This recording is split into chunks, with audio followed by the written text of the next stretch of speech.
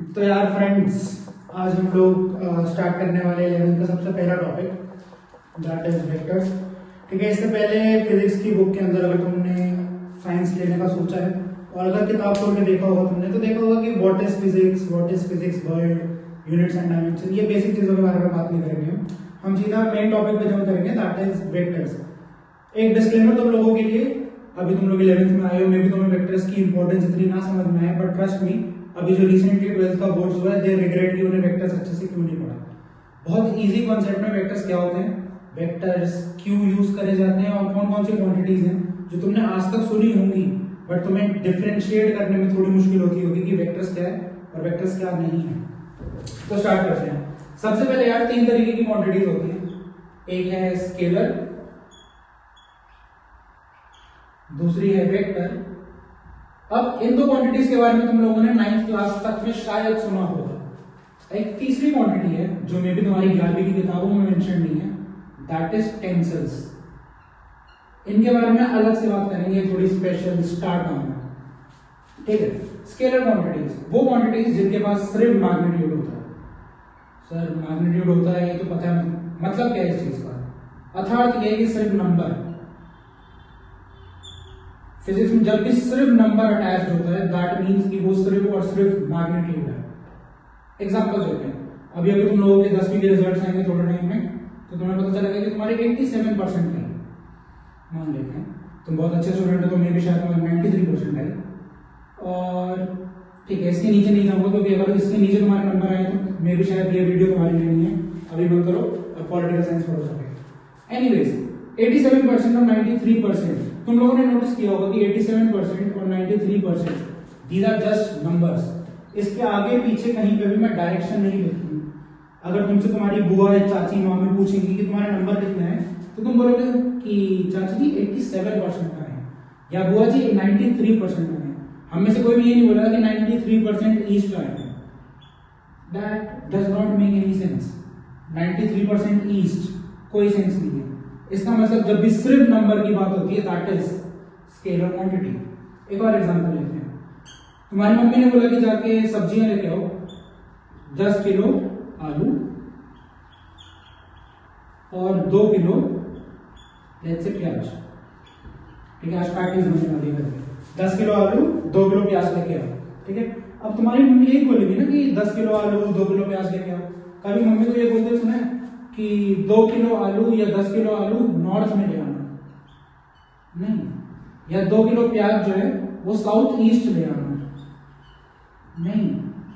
Again कोई sense नहीं है इस तरह का। यानी कि वो क्वांटिटीज जिनको सिर्फ नंबर से मतलब है वो क्वांटिटीज होती हैं स्केलर क्वांटिटीज। ठीक है, अब होपफुली ये मैग्नीट्यूड जैसी भारी टेक्निकल टर्म हमें परेशान नहीं करेगी। Moving on to the next quantity, vectors, जिसके ऊपर ये पूरा चैप्टर बेस्ड है। वेक्टर्स आर दोस जिनके पास मैग्नीट्यूड प्लस डायरेक्शन होती है। कि अब जो भी एग्जांपल्स हमने पिछली डेरिवेशन डेफिनेशन में लिए थे, अब वो यहाँ पे सारे एग्जांपल सेंस बनाने वाले हैं।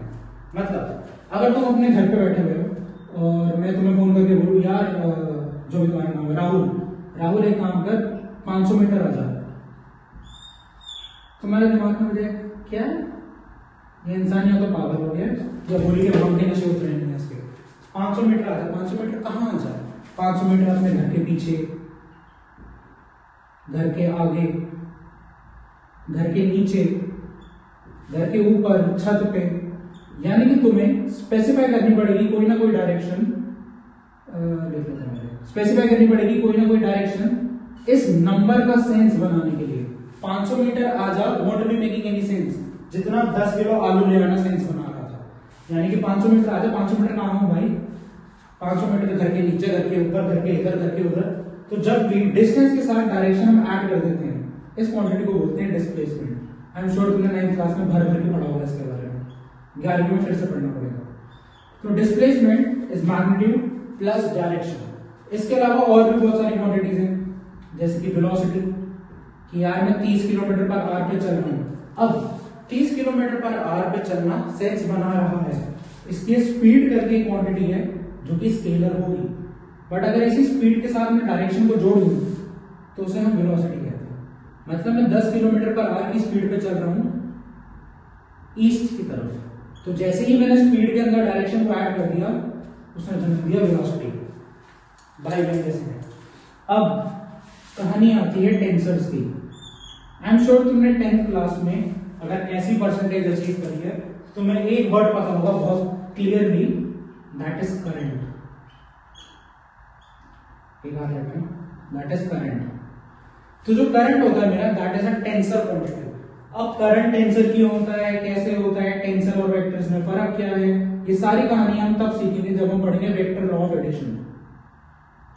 अभी के लिए उस कहानी को होल्ड पर रखते हैं कि टेंसर्स होते क्या है। तो जब हम वेक्टर लॉ ऑफ एडिशन पढ़ेंगे तब हम डिफरेंशिएट करेंगे टेंसर्स को और वेक्टर्स को। अभी के लिए हमारा पूरा फोकस होगा वेक्टर्स के ऊपर।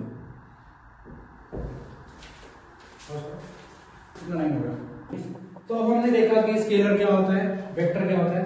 टेंसर का तुम्हें मैंने थोड़ा सा ईस्टर एग दिया कि टेंसर क्वांटिटीज के अंदर करंट आता है जो वेक्टर से अलग होता है।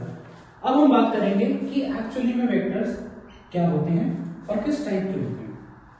सबसे पहले जैसे कि मैंने बोला कि vector is equal to magnitude यानी कि नंबर एंड डायरेक्शन। मैग्नीट्यूड और डायरेक्शन को आपस में क्लब कर दिया जाए, मिला दिया जाए, मल्टीप्लाई कर दिया जाए, तो उसे हम वेक्टर बोलते हैं। अब वेक्टर, मैग्नीट्यूड और डायरेक्शन, इन तीनों के कुछ सिंबल्स हैं हमारे वेक्टर में, जो नोटेशंस तुमको आनी चाहिए। अगर मुझे किसी भी तरीके के वेक्टर को सिंबॉलिक फॉर्म में रिप्रेजेंट करना है, फॉर एग्जांपल मैं लेता हूं फोर्स, तो फोर्स के वेक्टर को मैं इस तरीके से लिखूंगा, फोर्स, उसके ऊपर एक एरो, हेंस टोपी वाली क्वांटिटीज, जितने भी वेक्टर्स होते हैं उनके सर पे एक एरो लगा होता है। ये पहचान होती है वेक्टर्स की स्केलर्स में। अगर तुम मास देखोगे, mass is your scalar quantity, इसके ऊपर कोई एरो नहीं लगा होता, बट फोर्स के ऊपर एरो लगा होता है because it is your vector quantity. Force is equal to, अब फोर्स का वेक्टर मुझे रिप्रेजेंट करना है।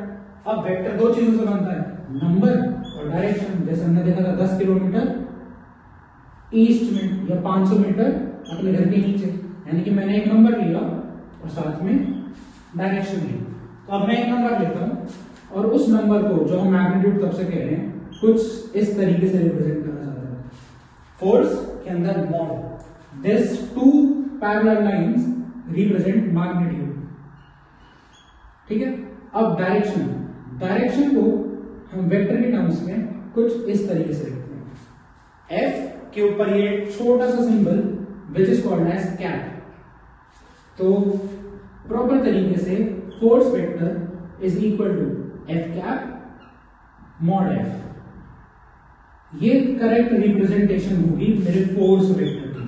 अब एफ कैप क्या है, एफ कैप का मतलब क्या है, किस तरीके से इसको यूज किया जाता है और क्या तरीके होते हैं एफ कैप में और किस तरीके के यूनिट वेक्टर्स को यूज करने के, ये हम देखेंगे अगले वीडियो में।